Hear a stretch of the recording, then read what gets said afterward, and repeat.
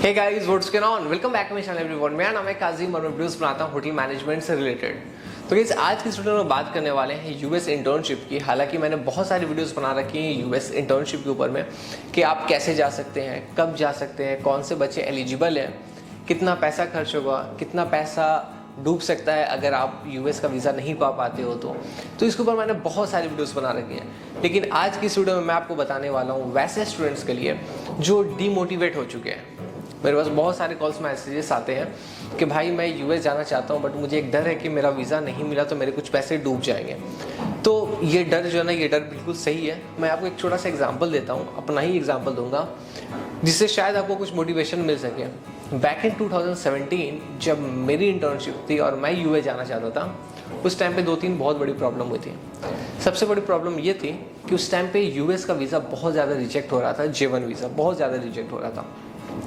Second problem कि India में demonetisation हुआ था जिसकी वजह से पैसे की बहुत ज़्यादा दिक्कत थी। और तीसरी प्रॉब्लम ये थी कि यूएस में मिस्टर डोनाल्ड ट्रंप उस टाइम पे प्रेसिडेंट बने हुए थे, तो थोड़ा सा मुस्लिम्स के लिए बहुत ज़्यादा दिक्कत था। तो ये 3 प्रॉब्लम के बावजूद मैं यूएस चला गया। अब मैं बताता हूँ आगे हुआ क्या। तो जब मैं यूएस के लिए अप्लाई कर रहा था तो मेरे घर वाले कभी नहीं मान रहे थे कि मैं यूएस जाऊँ। मेरी खुद की फैमिली अग्री थी, लाइक मॉम डैड अग्री थे, लेकिन बाकी लोग मुझे बोलते थे नहीं जाओ। क्यों? क्योंकि वहाँ जाने के बाद हो सकता है तुम्हारा पैसा डूब जाए, हो सकता है वहाँ तुम सही से रह ना पाओ, क्योंकि बहुत सारी प्रॉब्लम्स चल रही थी और पैसे का जुगाड़ भी नहीं हो पा रहा था। मैंने अपनी पहले बहुत 3-4 साल पहले की वीडियो में मैंने बताया कि मैंने कैसे पैसा इकट्ठा किया और मैं कैसे यूएस गया था। अब एक बात बताओ, जब मैं यूएस जा रहा था उस टाइम पे सबसे बड़ा problem visa rejection, second problem पैसे की दिक्कत क्योंकि इंडिया में सारे नोटबंदी हो चुके थे, तीसरा यूएस का प्रॉब्लम जो डोनाल्ड ट्रंप मुस्लिम्स के साथ जो भी प्रॉब्लम्स थी। तो ये सारे प्रॉब्लम्स चल रहे थे। मैंने हार नहीं मानी, मैंने ठान लिया था मुझे जाना है तो मैं जाऊंगा। और आपको पता है जब मैं 16 ईयर्स का था, 16 साल का, तो मैंने पहली बार गांव से बाहर निकला था 16 ईयर्स की एज में। और 18 ईयर्स की एज में मैं अमेरिका पहुंच गया था 2 साल में। 16 साल की उम्र में गाँव से बाहर और 18 साल की उम्र में न्यूयॉर्क पहुँचा। तो ये अगर मैं सोच रखा तभी मैं पहुँचा। अगर आप सोच रखते हो कि यार मैं जाऊंगा मेरा पैसा डूब जाएगा, ये निगेटिव थॉट्स अगर आपके माइंड में है ना, तो आप कभी नहीं जा सकते हो। और एक चीज़ हमेशा याद रखना, जहाँ रिस्क है वहीं रिवॉर्ड है। अगर आपको लगता है कि आपने अप्लाई किया और आपका पैसा डूब गया, तो देखो पैसा तो ऑब्वियस सी बात है आपके डूबेंगे, क्योंकि कंसल्टेंसी के कुछ चार्जेस होते हैं, स्पॉन्सर कुछ पैसे रखते हैं, ये आपके लिए क्यों फ्री में काम करेंगे, राइट? अब यूएस वाले तो डॉलर में पैसा रखते हैं। अब वो अगर $700-800 डॉलर्स रख लिए तो आपके तो 60-70 हज़ार रुपये हो गए, कम से कम 50,000 रुपये हुए, है ना? तो ऐसे करके आपको लगता है कि यहाँ पे बहुत ज़्यादा पैसा आपका डिडक्ट हो जाता है, लेकिन एक्चुअल पैसा कुछ स्पॉन्सर रख लेते हैं, कुछ कंसल्टेंसीज रख लेती हैं। अब एक चीज़ यहाँ पे समझो कि आपने यूएस के लिए अप्लाई किया और आपका वीज़ा नहीं मिला, तो एक चीज़ हमेशा याद रखना कि कभी भी 10% के लॉस के लिए 100% का प्रॉफिट मत छोड़ना। यहाँ पे देखो कि अगर आपका वीज़ा रिजेक्ट होता है तो मैं मानता हूँ लाख रुपए आपके चले गए, राइट? बट अगर आपको वीज़ा मिल जाता है तो आप 10 लाख, 20 लाख, 25 लाख रुपए कमा सकते हो 1 साल के अंदर। और ऐसे लोग कमाते हैं, मेरे खुद के फ्रेंड इतना कमाए, मैं खुद कमाया, दूसरे की बात हटाऊँ। तो आपको ये सोच के जाना है, एम्बेसी में जा रहे हो, इंटरव्यू के लिए जा रहे हो, तो ये निगेटिव थॉट मत रखो यार मेरा वीज़ा रिजेक्ट हो जाएगा। क्यों रिजेक्ट होगा?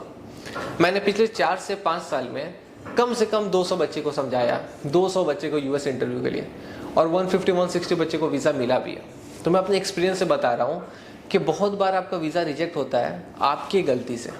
आप समझ नहीं पाते हो कि क्यों वीज़ा रिजेक्ट हुआ, लेकिन गलती कहीं ना कहीं आपकी होती है। और जो एम्बेसी में जो कॉन्सुलेट ऑफिसर होते हैं ना, वो वर्बल और नॉन वर्बल दोनों चीज़ें देखते हैं। मैंने अपने वीडियोज़ में पहले भी बता रखा है ना कि सिर्फ बोलने से नहीं होता है। कितने लोग हैं जिन्हें इंग्लिश बोलने नहीं आती है। लोग काटा, मैं अपना एग्जांपल देता हूँ। जब मैं गया था मुझे इंग्लिश बोलने नहीं आती थी, मैं रट करके गया था कि जो सवाल पूछा जाएगा मैं वो जवाब दूंगा। फर्स्ट टाइम वीज़ा रिजेक्ट हुआ, लेकिन सेकंड टाइम मेरा मिल गया। तो मोटिवेशन आपको कहाँ से मिलेगी? खुद से मिलेगी। पहले अगर एम है, एक सपना, एक सोच है कि मुझे यूएस जाना है तो जाना है, चाहे जो हो जाए। अब आप ये भी कह सकते हो कि मैंने इतना पैसा लगा दिया, मैंने 4 लाख 5 लाख रुपए कॉलेज को दे दिया, फिर से मैं 2-3 लाख रुपए लगाऊंगा, 4 लाख लगाऊंगा, यूएस जाऊंगा। तो देखो अगर 4 लाख लगा सकते हो, अगर इतना पैसा अफोर्ड कर सकते हो, तो जहाँ 4 लाख लगाए थे और वो लगाने के बाद से कुछ नहीं मिल रहा है, तो 3 लाख 4 लाख और लगा करके ना सब कुछ पालो। ये मेरी एडवाइस है, क्योंकि यहाँ पे 4 लाख देने के बाद अगर इंडिया में काम करोगे, सच बताना कितना पैसा कमाओगे।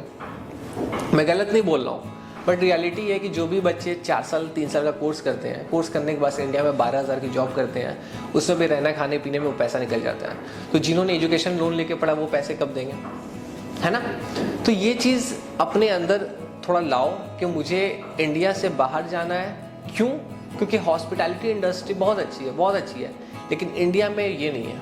अगर पैसा चाहिए तो इंडिया के बाहर जाओ, वरना तुम हॉस्पिटैलिटी इंडस्ट्री में मत आओ, स्पेशली होटल इंडस्ट्री में मत आओ, ठीक है। थोड़ा सा ये बात आपको हो सकता है बुरा लग रहा हो कि मैं इस तरह से बता रहा हूँ, बट ये रियलिटी है। मैं नहीं चाहता कि आने वाले टाइम में आज आप होटल मैनेजमेंट कर लो, वीडियोस देख के इंस्पायर हो जाओ और कल को आके मुझे बोलो कि इनकी वीडियो देख के मैंने एडमिशन लिया था। और बहुत सारे बच्चे मेरे वीडियोस देख के एडमिशन लेते भी हैं।